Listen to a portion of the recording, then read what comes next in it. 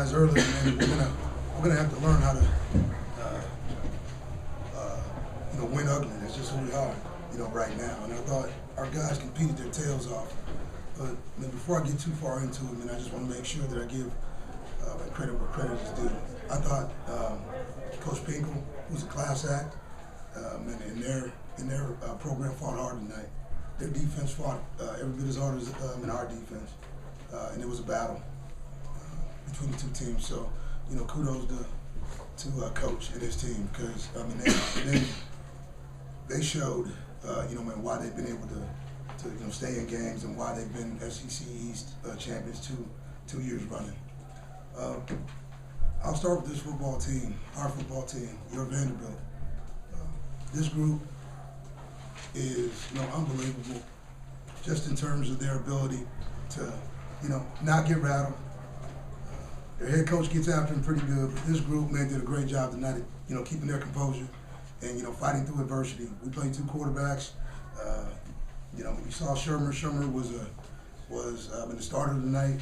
And we talked about looking at or making sure that we look to make some changes. And I thought, he handled it well for a freshman. When you look at the stats on the night, Coach Lovey did a great job with the offense. I thought, he put us in position to do, good things. We rushed for 168 yards, and that's the most that UM's given up all year. So, kudos to that offensive line, the running backs, and, Johnny, as well as Sherman. I thought they did a great job. For us, overall, it was just a hard-fought game.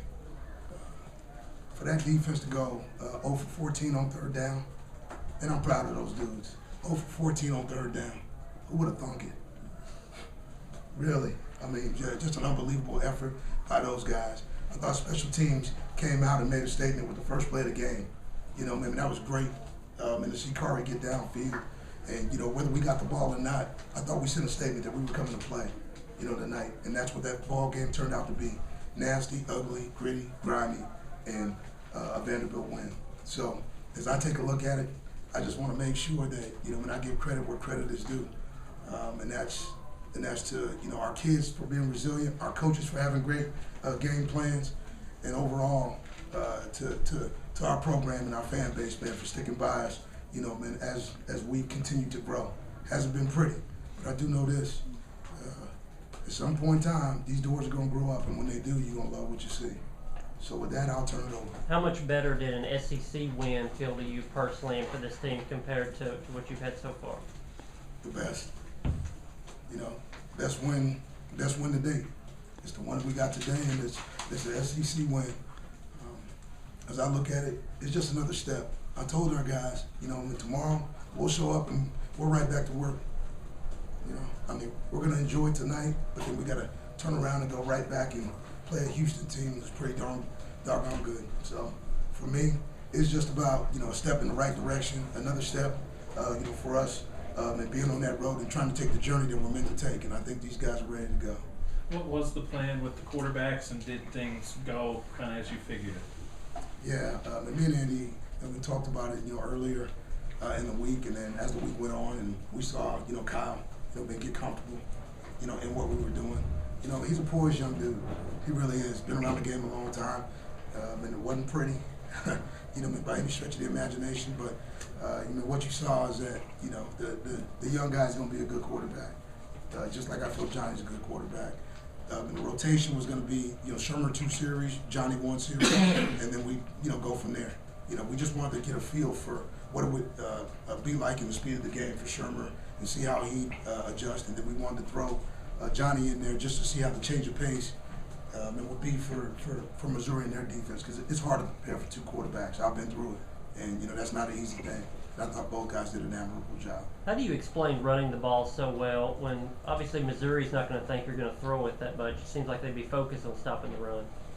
Well, I really don't know what their game plan is. I'm sure it was pressure, because I saw them get after the quarterback a little bit. But the crazy thing was, their rush is pretty good. I saw a 3-man rush get to the quarterback a couple of times. When they showed 5 and came with 3, and it was pretty good. But I thought for the most part, we were able to get an extra hat, in a gap, and I thought the backs made great reads. Backs made great reads all night, but they ran the ball hard. Ralph ran hard. He really did. He had some runs where I thought, you know, he ran through guys. He tried to run over guys, and then but he held on to the football and finished. And that's what we want from him. And I thought Darius did a great job too, along with Crawford. So, you know, Crawford didn't get much, but, you know, in the end, I think we got a nice stable of backs, and if we can continue to feed these guys the ball and be balanced, you know, and run and pass, because I thought when you look at it, our ability to get, you know, 6, 7, or 10 on second down kept the chains moving and allowed us to have a little more balance. So that's what I saw. What was the explanation you got on the opening kickoff? I'm not going to talk about it because the explanation wasn't good enough for me, so I'll just stay away from that right now. I'm struggling to figure all these things out, but, you know, I learn something new every week. How challenging is it when there's that many replays tonight that they had to look at, and I'm sure you guys didn't agree with every call that was made tonight. I mean, just talk about dealing with those sorts of things in a game. You know, I think you talk about, you know, what's there. Obviously, I want an explanation on everything. You know, I do, because I'm trying to keep note and make sure that I can process and understand exactly what the scenario is, and that's just what I do. Other than that, we move on. Is the formula for winning then to run it like this, run it well, not turn it over, real good defense? Is that what's going to win games moving forward, what you had tonight? Hopefully it wins games. You know, where I've been and, you know, from what I've seen in my assessment of this conference, games are going to be close. If you don't turn it over, you give yourself a chance. And that's all we're looking for. We're looking for an opportunity. Their front seven is really tough to run on, but you had some creases. Was there something that you found in film against them that you thought you could exploit that maybe nobody else had? To be honest, I think Andy and those guys did a great job of just looking at, you know, where the soft spots were. Obviously, their guys up front do a great job versus everybody in the run. We just thought that if we could get an extra, you know, guy in the box and possibly, you know, piggyback, you know, in some of those zone plays, man, that we may be able to, you know, get a crease and hit a crease. But, you know, here's what happened. I thought our guys just strained to finish. I thought Missouri got a little tired. I thought our guys just kept wearing them down, and I thought, you know, I mean, in the end, we were able to play, you know, decent football. And again, giving credit to them, I just thought our guys played hard. I'm not saying they didn't. I just thought our guys played a little hard. You limited their offense all day. What they do that last drive? I mean, were you trading yards for time off the clock there, or was that a little closer than you would have preferred? Closer than what I would have preferred. And I made a call, on third down where I went after the quarterback with a zero blitz, and it got out, and we missed it. And I thought the quarterback would run. You know, with a zero blitz, man, you expect to get that dude on the ground. We missed him. He gets out. He goes down. And you know what? We got to do what we always do: stand up. And you know, our guys stood up. I called the defenses, and like I said, I got a play script in my hand. And here's what I tell our guys: I got a bunch of play calls. Okay, none of those play calls win games. You do. So at the end of the day, man, those are just it's just ink on paper. We made some calls. Guys made some plays, and in the end, we made more plays than them. Chris, yeah, kind of along those lines, you've talked for the last year and a half about teachable moments as you go along. What teachable moment do you gain, just as far as resiliency goes, to teach with your team? You know, every day with this group is a teaching moment. I feel like these guys are starting to hear. You know, sometimes, man, you're fighting for your kids' minds.